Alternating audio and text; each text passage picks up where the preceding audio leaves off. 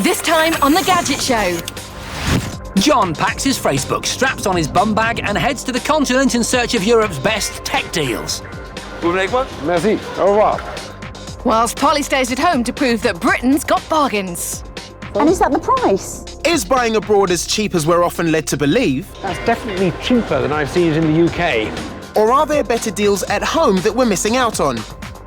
Stay tuned to find out. Also on the show, Jason gets his game on to test the latest gaming laptops. Otis and I go future tech hunting and discover an amazing new source of power. How fantastic is that? And Susie gives 5 hairy blokes one very unusual look to find her top 5 shavers. Look at the skin, look at the face.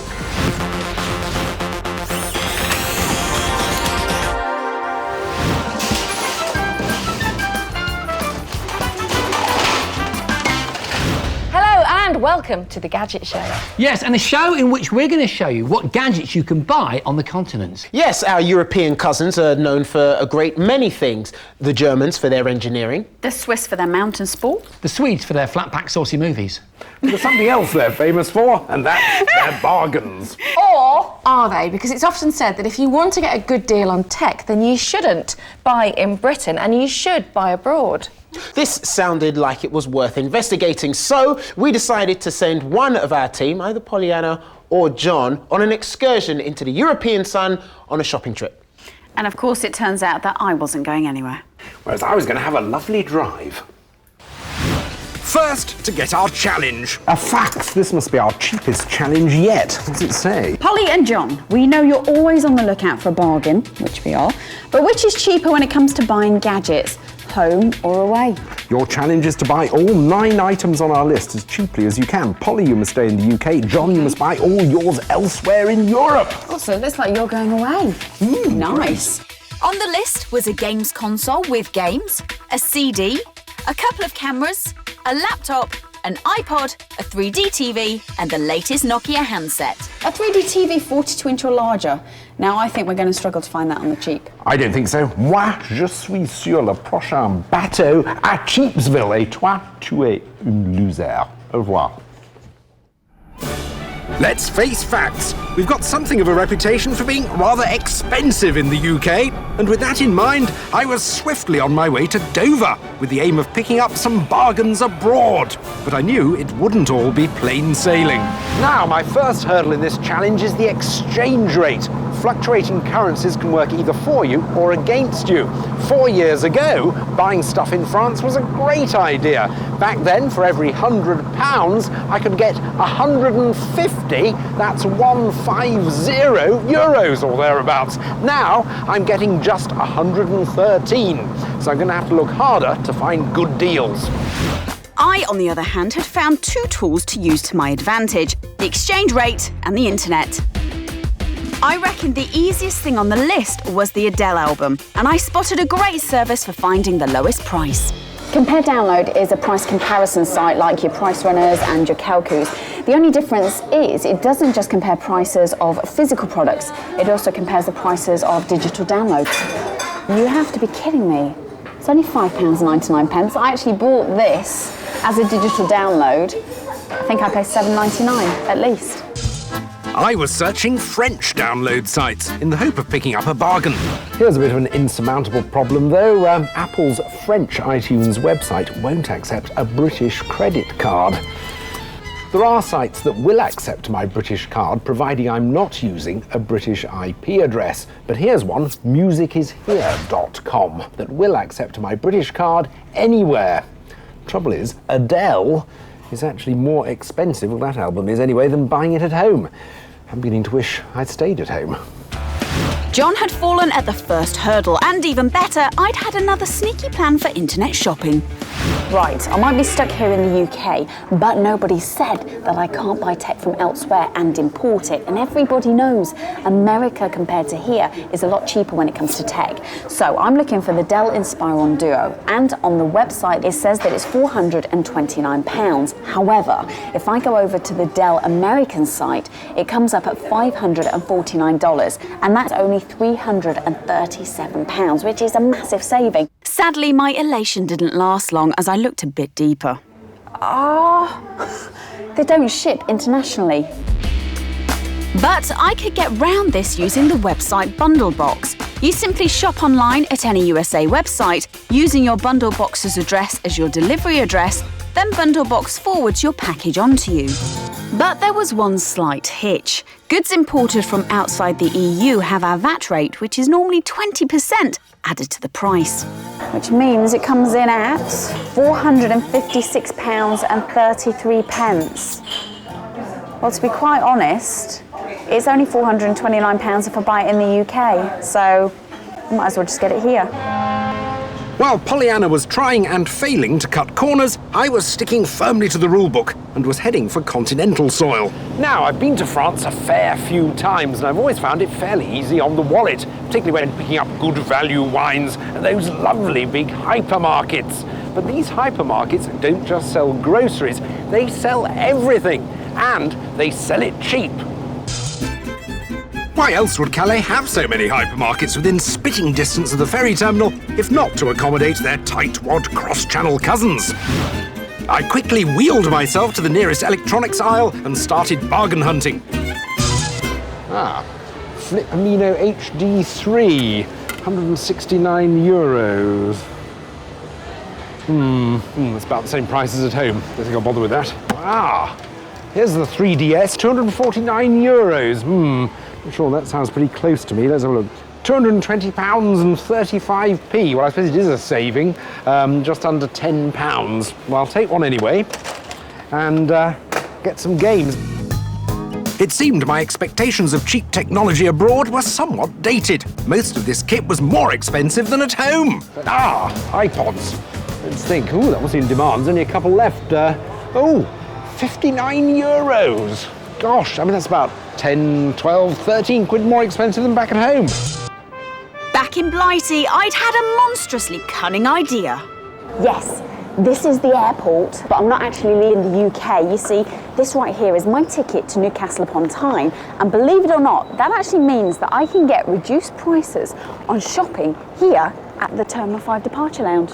Winner! These departure lounge shops have airline prices, reduced prices up to 15% off the high street, even if you're flying within the UK. So you can get the 3DS console, an accessory kit, and 2 of the above games for £224.99. I could save myself just under £38 with that bundle. I think I'll have that, thank you. I soon snapped up not only a 3DS and games, but a camcorder and a phone, saving a total of £172.77 off the recommended retail price. Meanwhile, I'd found a bargain by chance. LG 42-inch 3D TV, €899. That's definitely cheaper than I've seen it in the UK. Bonjour. Even if actually buying it tested my rusty French somewhat. LG. LG. Oui. Bon, Vous sortez avec ou vous restez là avec? Nous sortons avec et merci. Voilà. C'est bon. Vous venez avec moi? Merci. Au revoir. But as Polly headed for departures with a bag full of bargains, I left the hypermarket with only a telly, an expensive 3DS, and a couple of bottles of cheap plonk to my name. If I wanted to claw back a lead, I'd have to rethink my game plan. Interesting stuff. I'm getting the feeling, no disrespect, John, but I think Polly is just in the lead at the moment because of that brilliant idea of going to the airport. Yeah, and not just that, but your download site as well. You're right, compare download, and it's a great site because there are deals to be had regularly without even leaving the home. Yeah. But just to be really clear, okay, we're discounting your various travel costs, aren't we? What we're saying essentially is that if you're going abroad, here's an opportunity. If you're going on business to Newcastle, maybe you should think about buying your gadgets at that point. Yeah. Should you buy your camera before you go on holiday or when you get there? Yes. Yeah, exactly. But the exchange rate seemed to really scupper your plans. I think it was all down to the exchange rate, really. A few years ago, the pound was strong against the euro, bargains to be had in France. Now it's exactly the opposite. I hope you got something up your sleeve. I have a plan B. Ooh. Welcome back. Now, here on The Gadget Show, Pollyanna and I are always on the lookout for the very latest in cutting-edge future tech, giving us a glimpse into what technologies will be driving our future selves. Recently, I travelled halfway across the globe to take a look at an exciting new energy technology, which was pretty much like something straight out of a science fiction movie. Whereas I just tootled up the motorway a little bit to meet up with two very clever robots. We live in an unpredictable and dangerous world, and when disaster strikes, it's not always possible for our fellow humans to come to our rescue.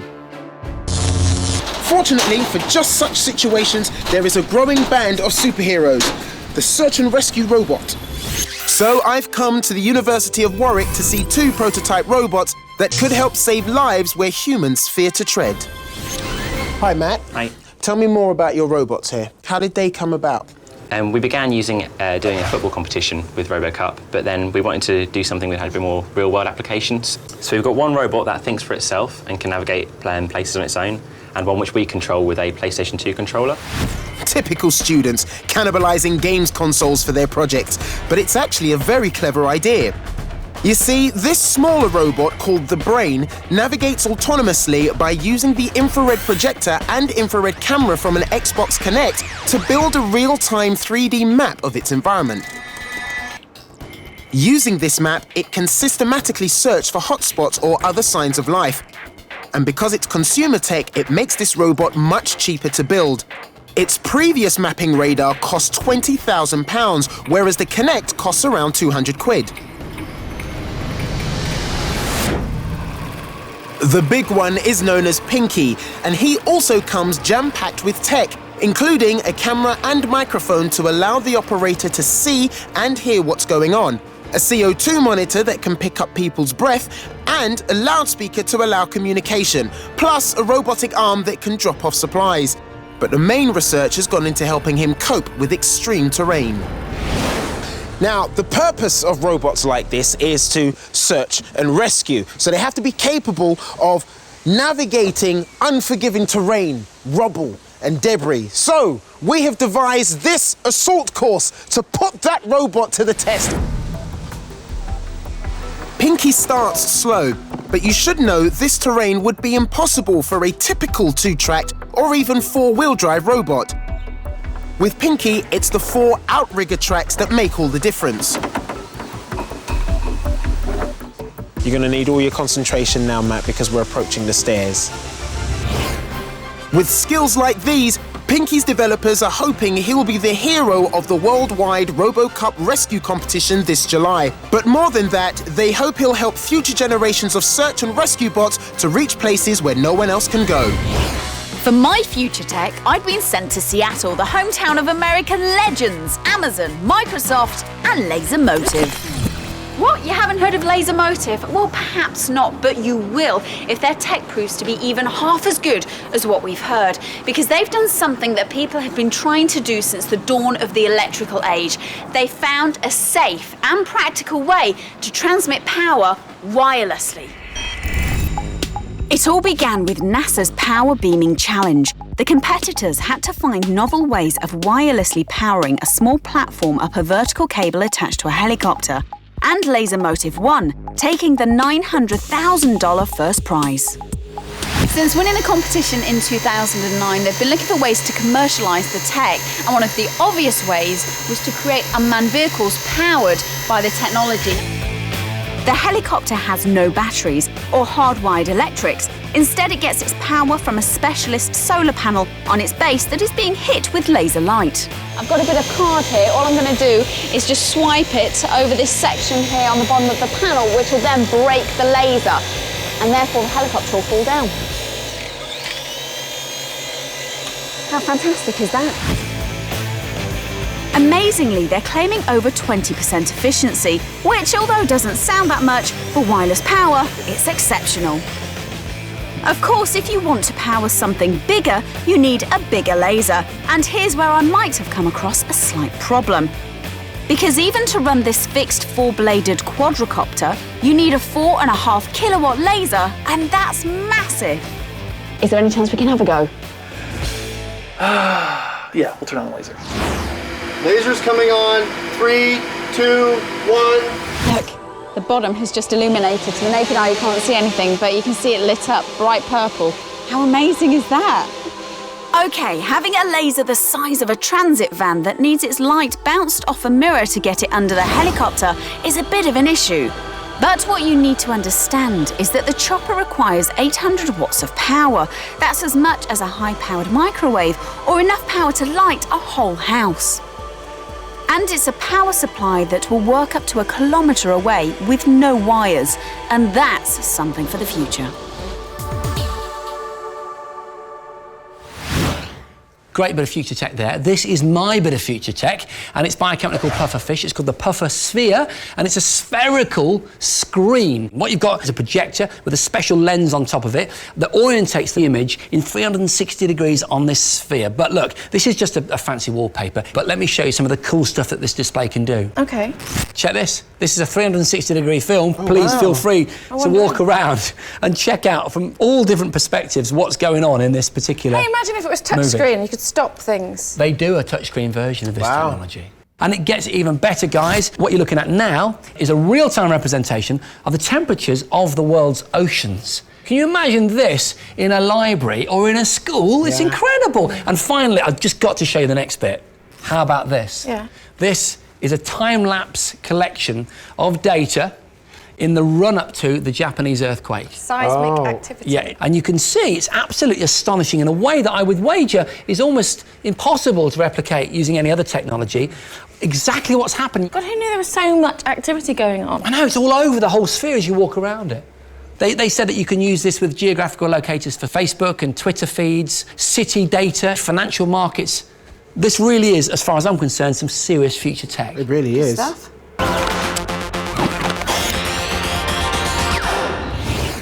Welcome back. Now, men, pay attention. OK, whether your preference is the handlebar, a dolly, Grizzly Adams, or even Super Mario, or maybe nothing at all, you all have one thing in common, and you all need a good razor. Maybe some of you more than others. Yes, now as many of these razors claim to be a cut above the rest, I thought it was about time that I went out and tested them.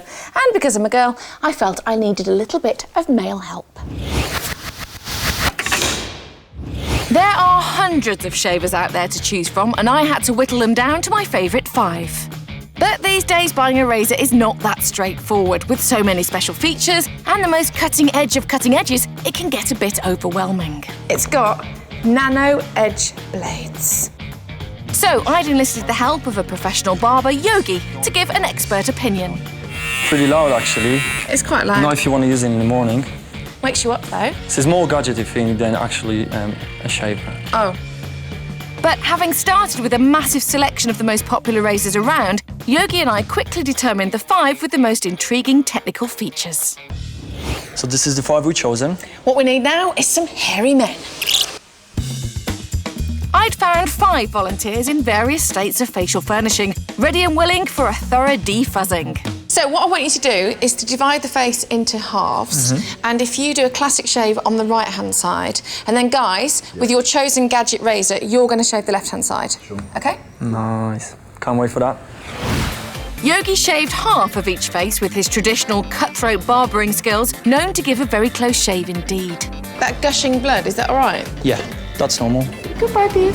I was hoping that at least some of our gadget razors would meet the same standards. You try that at home. With 5 half-hairy men, we could rate our top 5 in order of quality, which would glide into the top spot and which would be the bit of tissue paper stuck to the face of technology. At number 5, it's the Panasonic ES-RT81S. It says you can use it wet in the shower with shaving foam. Sure. Yep. With a 5-minute quick charge mode, it's one of the most convenient razors of the lot. Probably making it hard sitting here staring at you, aren't I? It's slightly off-putting. Yeah. But, you know. Although it did lose a depressing 20% of its charge during our test. That's very, very smooth on what you've got, but it's quite inconsistent. Taking the number 4 spot is the Remington Titanium 360. Well, that's really good, actually. That's fantastic, yeah. Its Teflon and titanium-coated foils claim to be 300% harder and 45% smoother than the usual steel, and it gave a lovely finish. Pretty good. Pretty good. Pretty good. But? There's a tiny little bit of inconsistency, I think. Well. In at 3 is the waterproof Braun Series 3 380. With a long hair trimmer, it made mincemeat of our volunteer's Captain Birdseye look. How does it feel? This is really good. It's really, really smooth. Its patterned foil even captures hair growing in different directions. Wow, Tom, you are transformed. Very good. At 2, it's the Wilkinson Sword Hydra 5 with 5 blades and a flip trimmer. This is the tough part. This is the hardest out of the lot. That looks like it's coming off okay, though. It's a traditional wet razor with a hidden extra, a hydrating gel reservoir activated by water. Faultless. I can't really... It's perfect. It feels really cool. It's pretty amazing, actually. And in the #1 spot is the Gillette Fusion Pro Glide Power, another tricked-out wet razor which delivers tiny pulses of vibration, supposedly to soothe the face. Right, so the difference between this Fusion and the previous one is that the blades are a little bit thinner. Right. So it's supposed to give an even closer shave. It also packs a precision trimmer and a microcomb to guide the hairs towards the blade. Yeah. That's pretty cool, actually. Look at the skin, look at the face. So here it is, our #1, the Fusion Pro Glide Power. And the Fusion has won every Gadget Show test it's been in. Yeah. Phenomenal. And it looked like you were quite a lot of fun testing those, Susie. They were having more fun. What are you on about? Hey, all in the name of science. Yeah, of course. Welcome back. Now, I want to talk to you about laptops. I'm not talking about the sort of slimline, dainty things that you might slip into a handbag or a man bag and then put next to you on the coffee table, you know, where you're having your cappuccino, Americano, sort of latte, chino type drink thing. No, I'm talking about real mean machines. I'm talking about gaming laptops, mini powerhouses that pack a bigger punch than many desktops. They have to have cutting-edge graphics and sound technology and looks that will strike fear into the hearts of your multiplayer opponents. These machines do not come cheap, but don't worry, because I'm willing to stake my gaming reputation on trying to find out just how low you can go and still get a great gaming laptop. Anyone can make a decent laptop. All it takes is a chassis, a few high-powered processors and a decent-sized hard drive. And straight away you've got yourself something that can edit video, pictures and browse the web. But when it comes to gaming laptops, what we're really talking about is heavyweights, serious contenders with dedicated graphics cards and all kinds of other hardware, there for just one thing and one thing only, taking the polygons, chewing them and spitting them out. So, to discover the best you can get for your online frag sessions, we rounded up 3 of the latest state-of-the-art gaming laptops. The Alienware M17X, the MSI GT680 and the ROG X685. But testing and playing these all on me Todd would be no fun at all. So I've got 2 of each laptop and 3 of the best gamers in the UK. David Tracy, aka Zachabus, is one of the UK's top all-round gamers who specialises in first-person shooters. Steve Embling, aka Stoon, is one of the world's best video game racers. And finally, Zaid is a street fighting master, topping no less than 8 Street Fighter 4 tournaments. So, to test these 3 gaming laptop Goliaths, we've installed on all 3 machines 3 games that me and the boys consider to be the most heart-pumping, the most visceral, the most ultra-realistic multiplayer game experiences that money can buy. And the games I'm talking about are Street Fighter 4, Shift 2 and Crisis 2. And first up is Stu and I on the Alienware with his title of choice, Shift 2. Oh no. A little bit wide there, Jace. No! He's already taken me first corner. The Alienware is one of the most powerful gaming laptops money can buy, with some of the latest hardware inside, including Intel's turbo boosting technology and an amazingly clear HD screen, which combined should give a smooth and fast gaming experience. From my perspective, I don't know about you, Stu, but it seems to be performing flawlessly. What do you think? Yeah, very well, actually. I was playing this game on an £11,000 PC, and frankly, it's difficult to see much difference between this and that. This is a very, very smooth gaming experience. In fact, you don't get more smooth than this. It's like an arcade machine. Seconds out, round 2, and I'm hoping to regain a modicum of pride. Helping me to do that, hopefully, the ROG X685 and this Mad Catz Tournament Edition fight stick. The only problem is slight fly in the ointment by the name of Zaid over there. Come on then, let's do it. Let's go. The Rock is the cheapest of the 3 laptops, but still packs an impressive 1.5 gig NVIDIA graphics card and a speedy Intel i5 processor. I haven't got one hit on him yet. As a tournament player who knows this inside out and all the timings, how are you finding the experience on the Rock? It's literally like you're trudging through mud. It's awful. You know, this game is not very graphically intensive, so it's quite a surprise. See the judder on the screen then, though? Yeah, it's really bad. It's visually noticeable at this stage, isn't it? It is. There's also a sort of cut-out quality to the characters, which doesn't do them a lot of justice. Yeah, I got one round, just one golden round. Thank you, man. And finally, it was the latest laptop from MSI, the GT680, and the latest power-hungry first-person shooter, Crysis 2, which, of course, Zachabus was ready to teach me how to play properly. All right, easy. Is that you? Yeah, that's me. You know it's me. Yeah, baby. Come on, keyboard. With the feet up on the screen, I've got to say, I do lay some of the blame at the door of the MSI. I mean, it looks fantastic. The spec is impressive. To all intents and purposes, it really should eat this game up, but it's not. I agree with you, Jason. I mean, it's just lagging all over the shop. I mean, every time you go for those crucial kills that you need to get, lag occurs, and it's frustrating. And as a final test, we tried all the laptops with all 3 games, but the question remained, which gave the best gaming performance? Time for the G ratings. The Rock gets 2 Gs. Even with its high spec, it failed to produce a convincing gaming performance with any of our games and really struggled with Crysis 2 on its highest settings. It's 3 Gs for the MSI. With its great metallic look, it performed well with Street Fighter and Shift 2, but when it came to our Crysis 2 tournament, it wasn't 100% judder-free. And finally, it's 4 Gs for the Alienware, with great design and solid performance on most of the games. However, even it struggled with Crysis 2 at full res.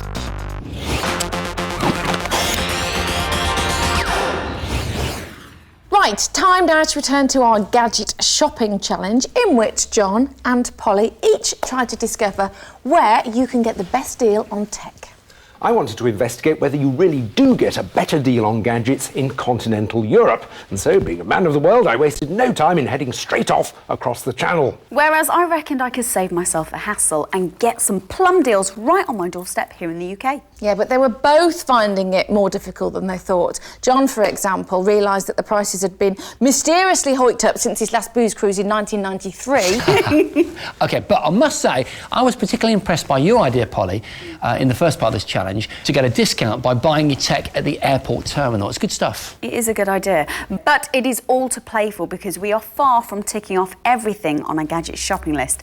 And as we're about to discover, to find the real bargains, we're going to have to go a little bit off-piste. While Polly had bagged 6 bargains already, I'd only managed to cross 4 gadgets off my list, and at a much heftier price than I'd hoped. I needed to up my game, and that meant abandoning the hypermarkets of Calais for more fruitful ground. So far, the continent's been a bit of a letdown, frankly. It's very hard to find any savings in a French hypermarket. The European downloading business is a bit of a swizz, and all the time I'm battling against the strength of the euro versus the pound. Of course, there could be a solution to the last problem. Drive somewhere that doesn't use the euro. The nearest non-euro border, however, was nearly 500 miles away, in Switzerland, a country better known for banks than bargains. Now, I know Switzerland doesn't exactly have a reputation as a bargain basement country, but in spite of that, I think there are grounds for optimism. After all, the Swiss make a lot of gadgets. Rolex, Victorinox, the people who make the army knives, Logitech, they're all based there, so hopefully prices will accordingly be lower. And I'm hoping my pounds will go a bit further against the Swiss franc. While John was taking the scenic route to a destination of uncertain economy, I was also on the move. Having exhausted the shops of Terminal 5, I had a plane to catch to the north. Newcastle, great for shopping. Now, I didn't randomly just pick this place out of a hat. There is a reason for it. You see, living in London is notoriously high-priced, so I kind of thought, if I come up north, surely it'll be a little bit better. right? Some studies show London as 9% more pricey than the rest of the UK. Sadly, being a southerner myself, I had no idea where to start looking for bargains up north. Time to crack out the apps. I've got an app on here called Fast Mall. So what that does is it uses GPS to locate where I am and then tells me where my nearest mall is. So let's give it a go, because I've still got a bit more shopping to do. There is one called Eldon Square, less than a mile away. Once in the shopping centre, Fast Mall also provides you with a shop directory and directions to your chosen store. This is fantastic. The amount of times I've been lost in shopping malls and not been able to find my way. This is like your own shopping mall sat-nav. This will be my new best friend. For my part, I'd finally reached the borders of Switzerland, a mecca for cuckoo clocks, cheese with holes in it, and hopefully cut-price tech. I headed over the border and into Zurich, and soon found a large electronics emporium. My luck was about to change. What a wonderful shop. It's a sort of very advanced form of catalogue shopping. Great. Ah, an S95. I want one of those. And 399 Swiss francs. Well, it's under £270, and that is brilliant. That's a lot cheaper than I can get that in Britain, I think. So I'll have one of those. Digitech had some unbelievable bargains. As well as my camera, I soon found a very cheap flip minnow and a large array of phones. Ah, look. The E7, that's the sort of like the N8, but it's got the slide-out keyboard. And it's available here. I can buy it now. Whereas I can't actually buy it in Britain yet, so I'm definitely having that too. Finally, I'd found what I was looking for, a small part of Europe that was a haven for gadget lovers, and I couldn't help having a quick gloat. Well, I couldn't resist giving you a call because things are going really well here. Here in Switzerland. In fact, I think we're taking a family holiday here this year. Brilliant. But you do realise you do have to pay import VAT on some stuff. I think it's about anything over £390, if I'm right. Which means you actually won't be buying that much stuff in Switzerland. Oh. Yep, see ya. Good luck. Okay, bye then. Infuriatingly, she was right. I'd completely overlooked the customs charges for bringing goods into the UK from outside of the EU, meaning I could only buy one gadget or risk a hefty additional charge. But then I had a brainwave. Got this VAT limit, we can't actually take much back, you see, so I was wondering if you would kindly buy the phone. Then we've got 2 limits, yes? Got a reasonable amount of money on your credit card? Yes, right, it's good. Your tax-free allowance is allotted per person rather than per carload, so I could rope in the crew to use their personal allowances. He's happy, I'm happy. Excellent. And I discovered I could claim back Swiss VAT. 7.6%, and I can get that back. Yes. With this form. Excellent. An extra saving of 8%. Brilliant. Gets better, doesn't it? So, even though I couldn't buy all my gadgets in Switzerland, I'd made a saving of over £300. An excellent result. Back in Newcastle, however, my luck was running out. Whatever price I'm seeing up here is pretty much the same price as I see down in London, which is a little bit of a pain. I thought it might be less. In fact, bigger cities like London have more competing tech stores, which pushes the prices down. I was going to have to look very hard to find a bargain, but I had a helping hand. Shop Savvy, a barcode scanner and price comparison app, which not only looks up low online prices, but also searches for low prices in local shops. There they are. Look at that. 2 whole pounds off the RRP. But it's still a saving. I'd used up my tax-free allowance in Switzerland, so I'd no option but to return to France and look for more deals. As time ticked away, I frantically searched for any last-minute bargains in the sales. Would it be enough to win me the challenge? We raced back to the Gadget Studios to tot up the totals. Cool. Very good, but of course the question is, who spent the least amount of money on tech? Well, to reveal all, our very own king of shopping, Mr. Otis Seeley. Yes, it must be said that I am partial to a bit of gadget-related retail therapy, so I'm really keen to see how this has worked out. Okay. The results are as thus. Let's see who paid the least. Up first, Pollyanna and John had to buy a Nintendo 3DS with 3 games. John paid £337.21, not bad, but Polly got the lot for just £259.16, beating John by 78 quid. Next, they both had to buy Adele's 21 album, and John paid out £8.86, while Polly downloaded it for £2.87 cheaper.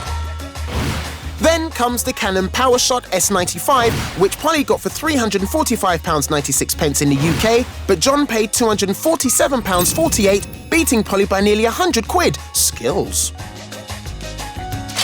And John, you found a similar bargain with your Flip, buying it for £117.71, £25 less than Polly.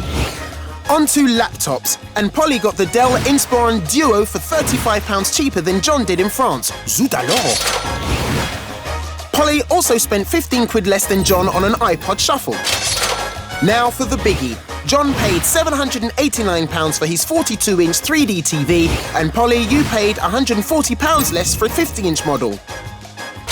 Finally, the latest Nokia phone. John got a newer model, but for £29 more than Polly spent on her N8. Unlucky, John. Right, so for the winner of this challenge, the person who spent least amount of money on their tech, John, after claiming back all of your VAT and getting a rather good exchange rate, your tech came to a grand total of £2,370.51. Good effort, Jonathan. Obviously, that means nothing until you hear what Pollyanna spent. So, Polly, by staying in the UK, just about, your combined tech came to £2,194.12. What on, Polly? Well done, Polly. It's the winner of this week's I've just won my first ever Gadget Show challenge. It's taken nearly 2 series, but I won! Well There you go. done, Congratulations. So, on that victorious note for Polly... Hang on, before you sum up, where's that clipboard? Here. You just look so good with it, Yeah, don't could you hold it and say that's all for this week? That's all for this week. It's all we've got time for. We'll see you next time. See you next time. See you next time.